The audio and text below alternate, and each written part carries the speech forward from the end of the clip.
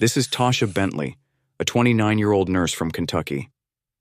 As she sits in this Kentucky State Police interrogation room, she's unaware that she's already the prime suspect in her husband's murder. Just hours ago, Gary Bentley was found dead in their bed with a single gunshot wound to the back of his head. While Tasha plays the role of grieving widow, detectives have quietly built a substantial case against her. Over the course of this interrogation video, you'll witness a psychological chess match unfold, Tasha's desperate attempts to maintain innocence against investigators who methodically reveal the damning evidence they've gathered.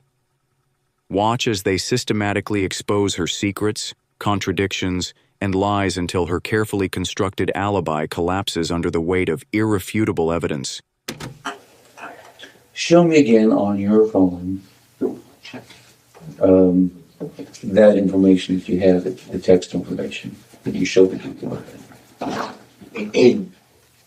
No, I hadn't showed you anything.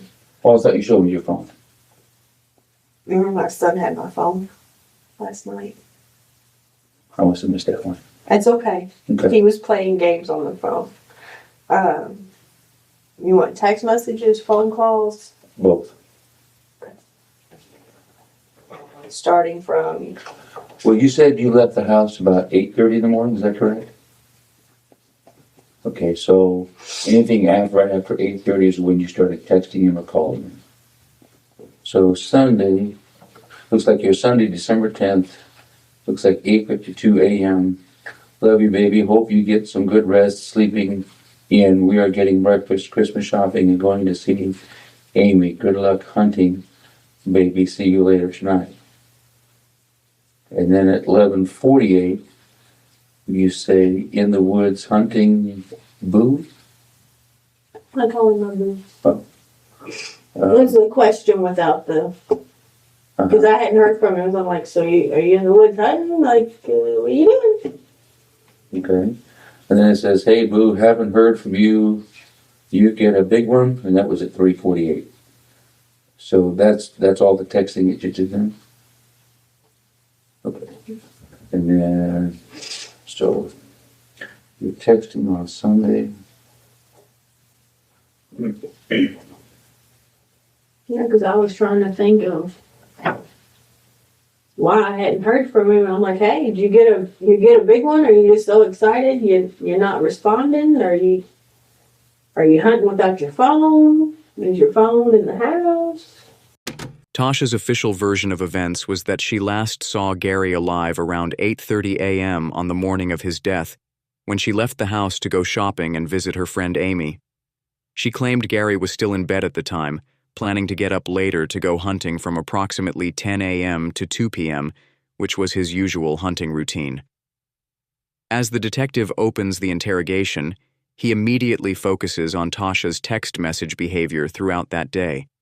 Despite supposedly knowing Gary would be hunting and unlikely to check his phone, Tasha contacted him multiple times throughout the day.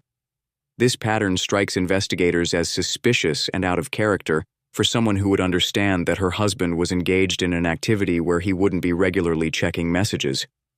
When Tasha couldn't reach Gary, she began calling his father Gerald multiple times, expressing growing concern despite knowing Gary was supposedly hunting. Eventually, Tasha convinced Gerald to go to the house, where he ultimately discovered his son's body. Yes, this was December 9th, so this was my first call. December 10th. Is it the home sweet home? Mm-hmm. That's the house. And Gerald, there's my father-in-law. Where it says 2, if I touch it, it'll show. Mm-hmm. Well, what I'm looking at, let's talk about the phone calls. At the 3:18 p.m. outgoing call,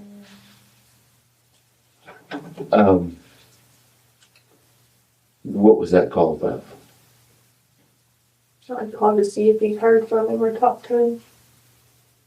Okay. And he said no.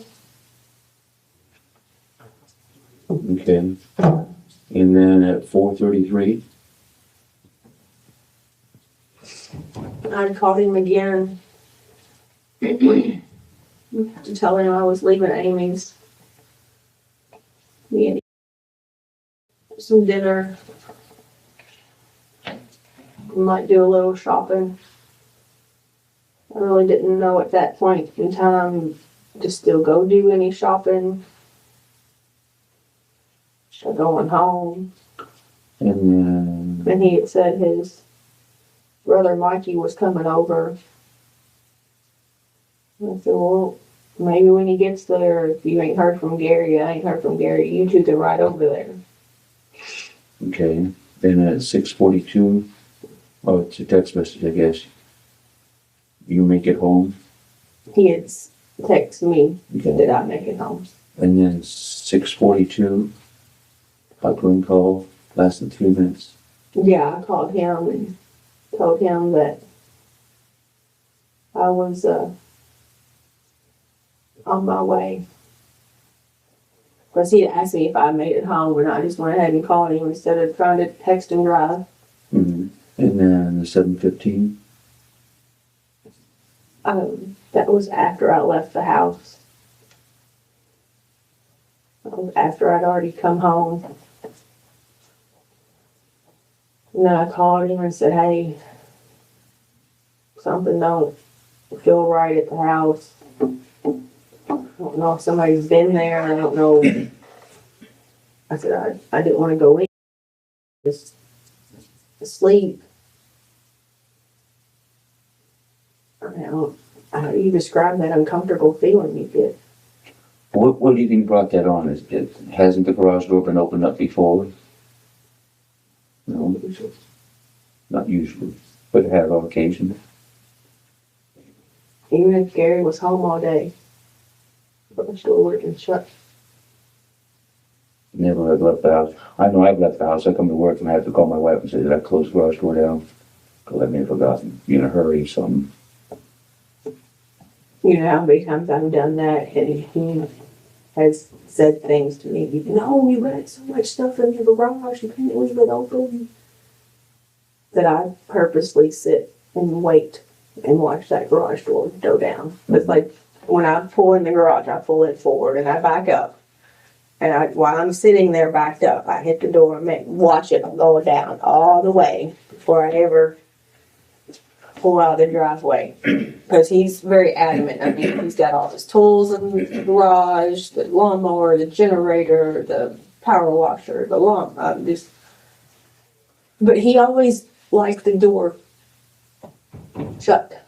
Even, and it sounds crazy, even when I would move my car out to get the lawnmower out, knowing we're going to put the lawnmower right back up, he would put the garage door down. Mm-hmm. He said he didn't want the grass blowing in the garage. What about the... So that just was odd to me that the garage was up and he wasn't outside. And usually if he's outside... Where was this tree standing at for deer hunting at? All the way at the back of the property, like near a fence, like up and... And you said before that you knew you went hunting supposed to go hunting from 10 to 2? And he said the best time to go hunting was from 10 to 2. That he was going to sleep in. And he was going to try to get up and go up there about 10:30. And see how long he could sit. Come back down. And go back up. At like 2 o'clock. Or after. And sit till dark. But there's been many times I've come home. And he's still up there. And the garage door is down. Because if the garage door is ever up, him and the dogs are outside. So if the garage door is up in this time, and he's outside, maybe he went to go check on his tree stand? I'm just kind of curious as to why he didn't go look for him.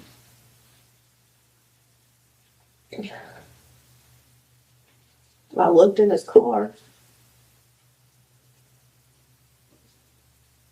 And nothing looked out of the ordinary at the car.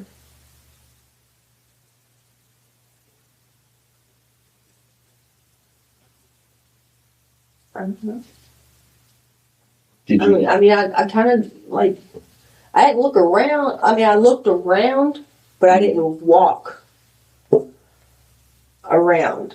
And I started walking towards the garage, and I got like a step or two. Did you try going to the slider door on the one side and the other door on the other side of the house? We never rarely used the actual front door. Just out of curiosity, if he was ill, how would you know to check on him? Maybe he fell down and hurt himself. I mean, as a wife, husband and wife, then wouldn't you go check on him if he hurt himself? And that's why I'm curious that you didn't.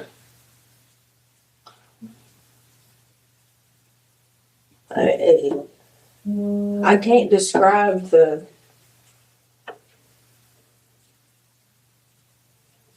So after I looked in his truck, and he wasn't in there, and nothing looked out of place. It just looked ordinary. Mm-hmm. And I took, like a few steps towards the garage, maybe got 1 or 2 steps in the garage. And I remember looking at the door was shut. And then my first, because I'd been out of the car for a minute. Mm-hmm. So, did he drink a lot? Gary? Mm-hmm. Yeah. I know Saturday night, I know he had 1 glass of bourbon. He usually mixes that with ginger ale. I don't recall if he had a beer. What about his guns? Where did he keep his guns at besides the safe? As far as I know, they were all in the safe. So if it doesn't bother you that he's drinking alcohol, smoking marijuana, having guns in the house, doesn't seem to raise a ruckus with you, and yet I'm still baffled by this thing that when you show up to the house and you see the garage door open, that there's no problem, so why didn't you go check on him, make sure he was okay? I mean, what if he had a heart attack or something? And at that moment in time that you needed to be in there to save him, you didn't go in. That's what I'm not understanding. Or did you guys have problems? No problems, no more than any other married couple. But I don't know why. But it just didn't feel right with that garage door being up and that door being open. We called Gerald and he said, something's not right. Okay. So how would you describe Gary as far as easygoing guy, make friends with everybody, had a temperament, pissed off people? How would you describe him? The easygoing asshole. Easygoing asshole? Yeah. How's that? Oh. I can understand easygoing and I can understand asshole, but you combine the two? Yeah, because he's like that sarcastic. If you don't know him, you can't really tell if he's joking or not. Most people that don't know him think he's an asshole. But then once you get to know him, they're like, oh, you're really cool. You ain't really as asshole as I thought you were. You're just, sarcastic joker, gives people shit all the time. That cause any enemies, any friction? Nothing really talks Anything about. to the point that somebody want to hurt him? Not that I know. Because of Gary's death, of course, we're checking a lot of things. One of the things that we looked into and found out was there was a life insurance policy on it. Up until this point in the interrogation, Tasha appears to be operating under the assumption that police are merely gathering routine information and that they don't have much to go on beyond her version of events. The detective's casual mention of the life insurance policy, however, visibly changes the dynamic. This moment raises the stakes considerably, and you can see Tasha's demeanor shift as she realizes investigators know more than she thought. This life insurance policy was only taken out 12 days before Gary's death. What Tasha doesn't yet know is that investigators have already obtained recordings of her phone conversations with the insurance carrier, documenting exactly how and when she arranged the policy. Listen to the actual recorded call between Tasha and the insurance provider. Then watch how detectives introduce the topic of life insurance during the interrogation and how the tone of questioning begins to shift. Our son's almost 5. We've waited too long. We're not getting any younger. I see death every day. I see accidents every day. Yep. We need to take care of ourselves.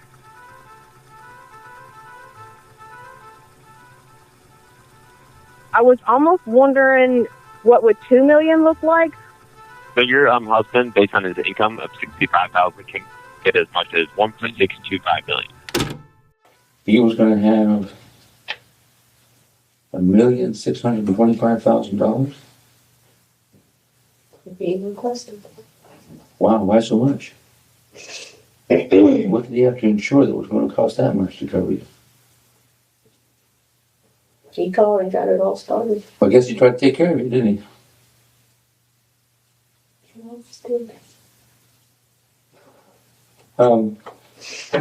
I guess that's why I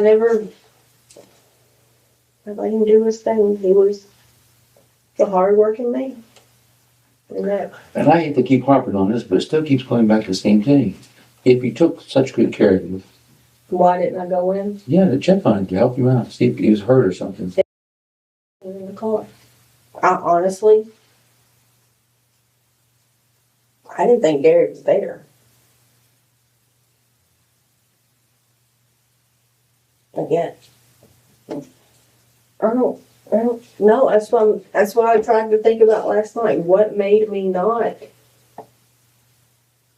Why do you just get this feeling something ain't right? Mm-hmm. That's why you didn't go in to help him out. That's what I don't understand. How would you describe your work as signature? Now? Mm-hmm.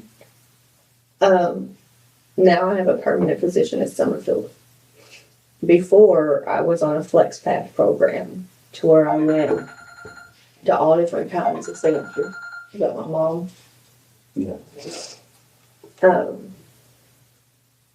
In flex path, you just float around to different management positions that they have open in their different buildings. March is when I took a permanent position there at Summerfield. And a permanent position, that's like, I think you said something before, that's like an 8 to 5 job or something like that. It's a salary job. Mm-hmm. Okay. How do you accumulate overtime? You know. You know? How's your time? If you do work overtime, you get compensated for it anyway? No? Comes with the salary. How often did you work late? I tried to be off by 4:35. Maybe 1 or 2 nights a week. I wasn't able to get him until just recently, and they cut one of my employees. Okay. Make a lot of friends there at Signature? Yeah, I know a lot of people there. Any of them in particular? Does Anthony's name ring a bell? How are you associated with Anthony? Friends outside of work, friends at work. Describe friends outside of work. Hang out. When the police bring up Anthony's name, there's a noticeable shift in Tasha's demeanor, and she almost seems resigned. She becomes hesitant, choosing her words carefully as she describes him as a friend from work and a friend outside of work. What she doesn't realize is how much the police already know about their relationship. Anthony and Tasha was having an affair, and according to evidence gathered by investigators, Tasha was planning to leave Gary for Anthony and already had a date set out. Tasha appears confused about how detectives even know about Anthony. The answer comes from a source much closer to home, Tasha's best friend, Amy Hagler. Hi, this is Amy. What is it you want to tell me about the situation? I know that Tasha, which was Gary's wife, is having an affair. She planned to leave him on January 14th. Okay, and who is she having an affair with? His name is Anthony. Did she ever talk about her relationship with Anthony, other than the fact that you knew that they was having an affair, but anything about any talk of marriage or the fact that they were just hanging out together? There was a lot of talk. That day, actually, I asked her, she's always wanted more kids. So I asked her on Sunday, I said, have you and Anthony talked about kids? Do you want any more kids? And she said, well, they are probably not going to. But Anthony said that if that was something that she wanted, then he would give it to her.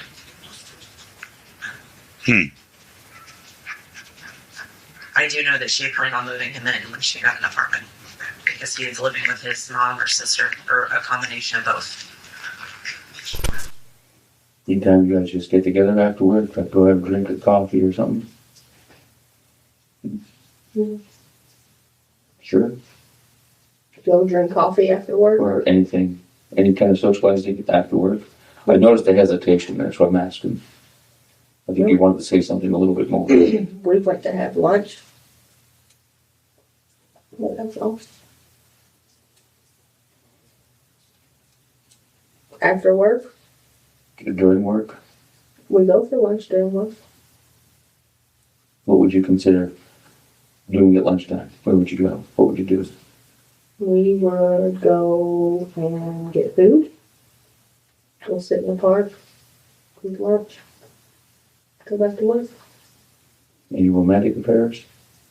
Yes. How serious was your romance? We've been intimate a few times.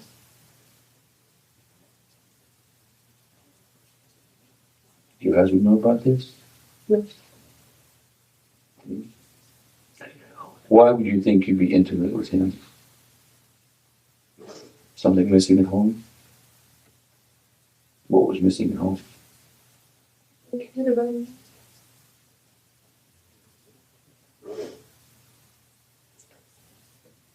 Why do you think he didn't care about you? He got on me about my weight. He didn't like what I wore on vacation. He threatened divorce on me on vacation. I told him he was pushing me away. But I still wanted to be with him. And I wanted us to try to work things out. But I told him we had to make day for Christmas.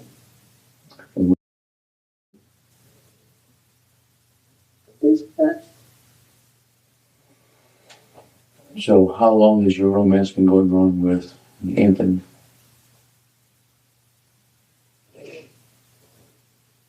Are you Margaret? Was it November? So how often were you intimate with him? 4 or 5 times. What was going to happen on January 14th?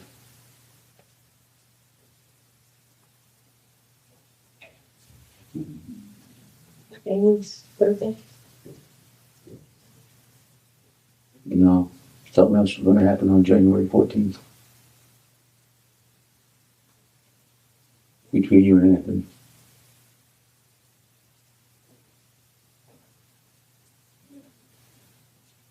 I talked about moving out.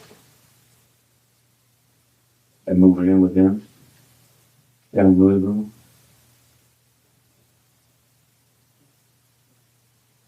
I didn't think Gary would have taken that. Or did Gary already know? I knew a little bit. I told him if somebody else gave me attention, then I'd leave him for you. So if I paint a picture, you leave the house at 8:30 in the morning on Sunday morning.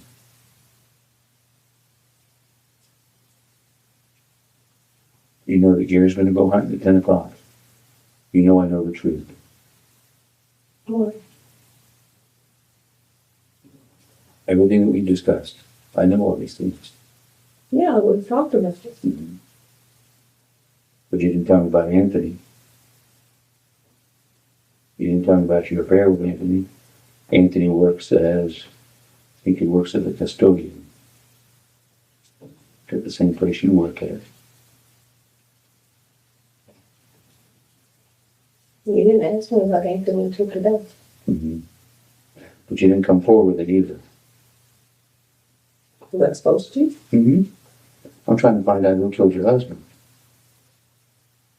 And right now, if you were in my shoes, what would you think?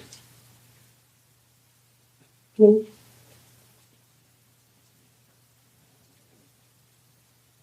You have the means, you have the motive, you have the opportunity, you set things up, you're going out of the house by 8:30 when you normally sleep in at 8:30. You're past 8:30 on Sundays. You let me sleep on Saturday. On Sundays, you normally sleep in. Sleep in until about 10 o'clock. Normally every weekend, no, it's in sleeping. But this weekend, you didn't. This weekend, by 8:30, you're out of the house.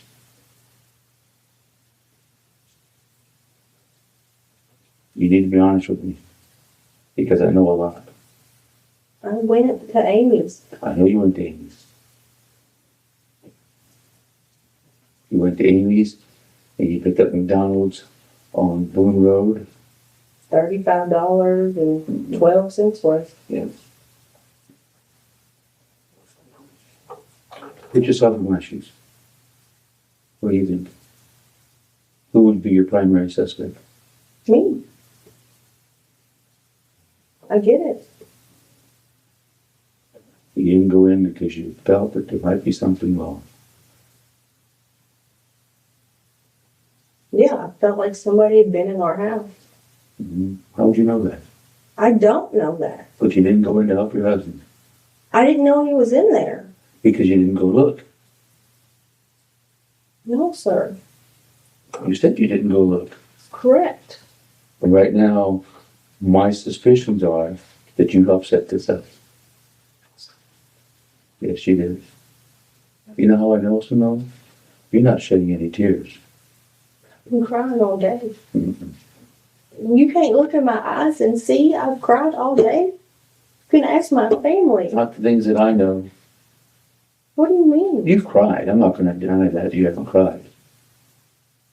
But when you start talking about $1 million life insurance policy, you're talking about the drug abuse that's taken on in your house, you talk about the unattention or lack of affection, you talk about going into the arms of another man, you talk about having intimacy, you talk about moving in with this guy on January 14th, you talk about leaving your husband.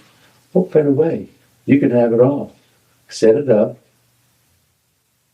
have him killed, you got the insurance money, you did it. Yes.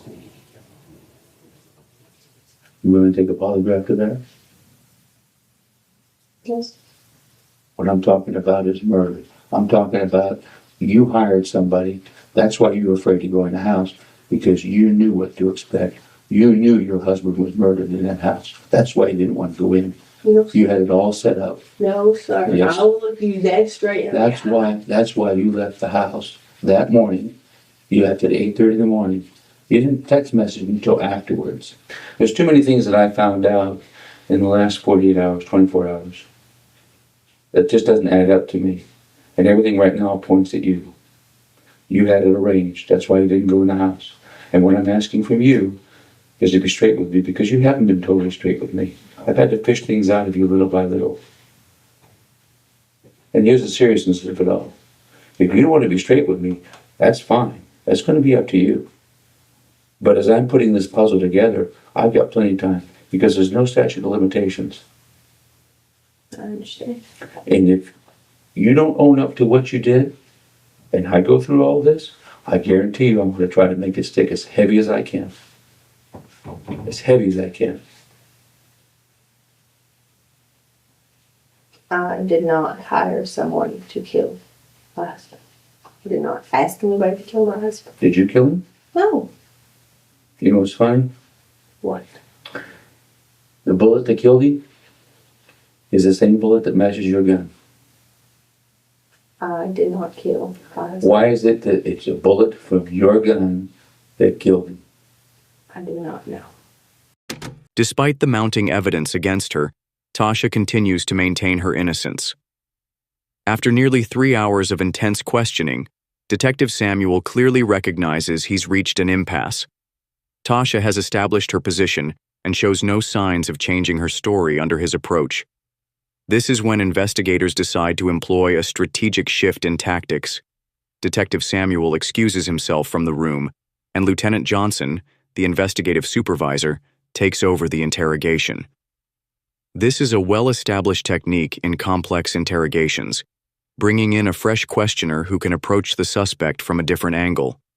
While the first detective established the evidence and confronted Tasha directly, the supervisor will take a different approach.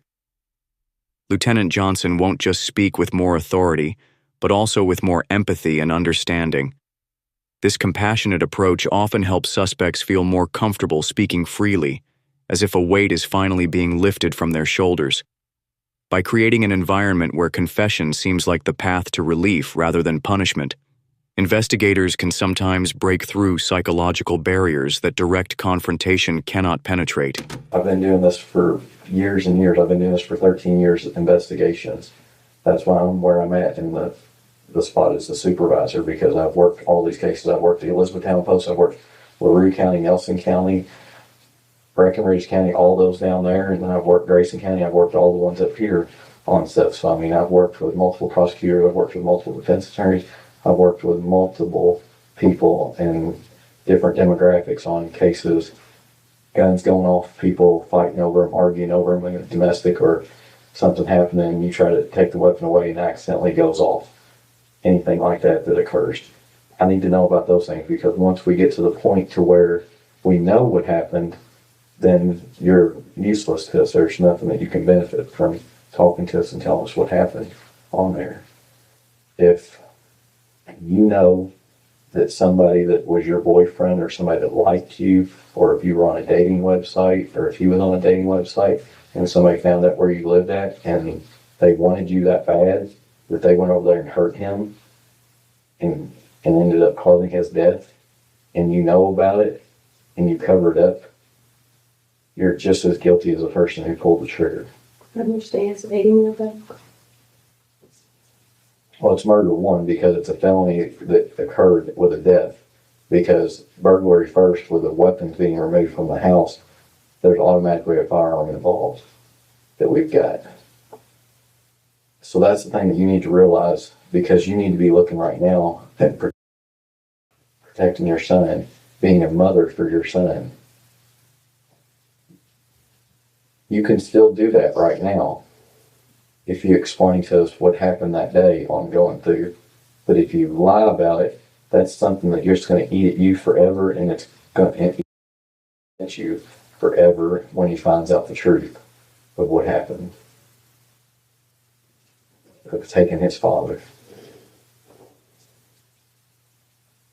I've worked these cases. That's why I said I've sat in here with people.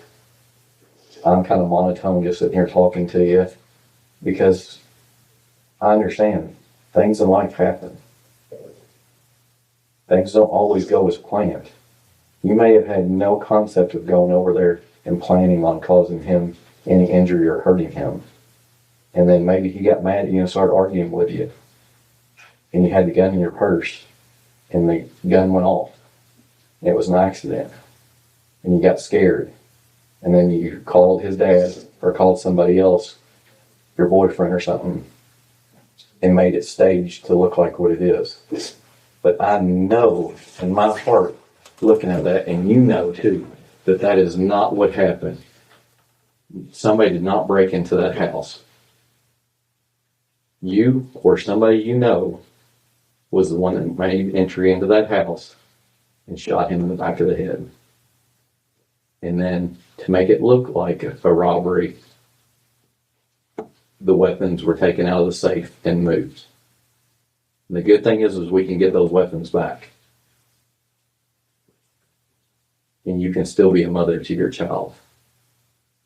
But after today, I can't promise that.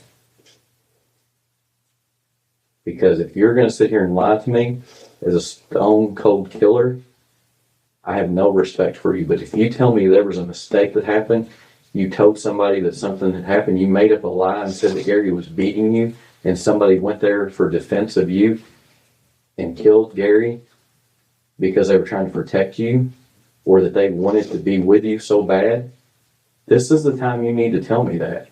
You need to tell me what they did, because you know what happened. And it is killing you to sit there and lie to me and not tell me the truth. It will feel so much better when you tell me the truth of what happened. And you know it. And there's no way of getting around it. The truth will set you free. The truth is what you have to tell me. What happened to Gary that day? You can try to deny it, but the nightmares will continue. Everything will continue. Your life will be in turmoil until you tell me the truth of what happened. Tasha, tell me what happened that day.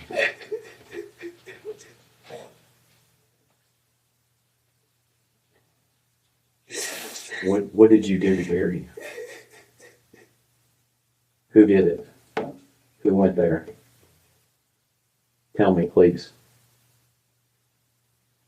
No. Yes, you know who went there.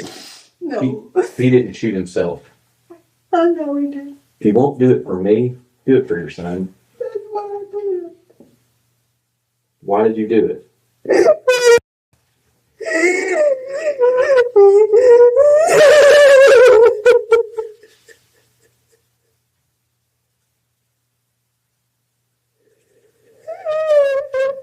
You knew your story had too many holes in it, didn't you?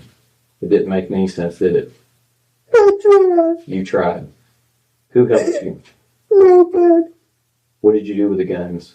Were they in the storage unit in Louisville? I was going to take them there, but I didn't. You know, did you see this right here? Look up. You don't think I know when I come here and talk to you that I know things? I got the email to show you. That was my plan. That was your. Where are they? Where are the guns at? Are they in your car? Okay. Are they in a storage building? Did you give them to Patrick? Did you give them to your boyfriend to hold on to? Where are they at? Because I got to go get them. Did anybody help you move these guns? Who helped you move them? Anthony, did he come to the residence? Took them. What's that? I took them to him. You took him to him. And did you tell him just to hold on to him for you? Walk me through Sunday. What happened? Was he in the car? Where was he in that? It was really funny. What did Gary do to him? Gary got mad. Got at 6 o'clock. And when the dogs woke up, and he got up mad.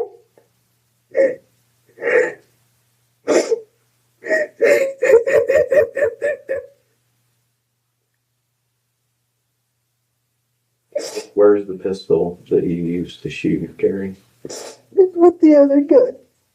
Was it the little 38 that was the one that was in that lockbox? It wasn't in the lockbox.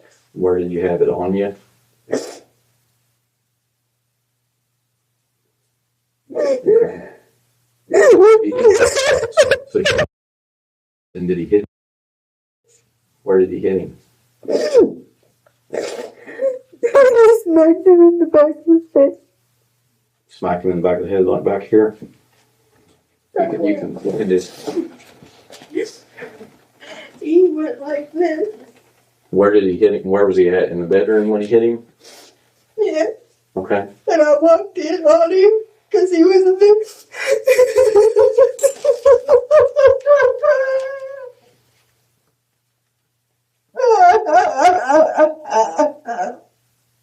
In a stunning turn of events, Tasha finally breaks down and confesses to killing Gary. Her story to police is that she shot Gary after witnessing him abuse their son over a period of time. According to her confession, She walked in on Gary smacking the boy, which caused her to snap and shoot her husband in the back of the head while he lay in bed. Tasha reveals that after the murder, she removed all the guns from the house and gave them to Anthony, who stored them at his sister's residence where he was living. She claimed this was an impulsive decision made in panic after the shooting. However, when police thoroughly investigated her claims of abuse, they found no supporting evidence. Physical examinations of the child, interviews with family members, friends, and daycare providers, and reviews of medical records all contradicted Tasha's assertion that Gary was physically abusive to their son. No one had ever witnessed or suspected any mistreatment of the child by Gary. With Tasha's confession secured, investigators now needed to determine whether Anthony was actively involved in planning or executing the murder, or if he had merely helped dispose of evidence afterward. Man, I ain't no bad person, sir. I swear to God. I try to live my life, man, it's the right way. And I got caught up in this stuff, man, and I would never in my life would do anything like this. I tried to help her out. She said that she feared for her life, man. And I said, Tasha, I don't want to put these on my sister's house.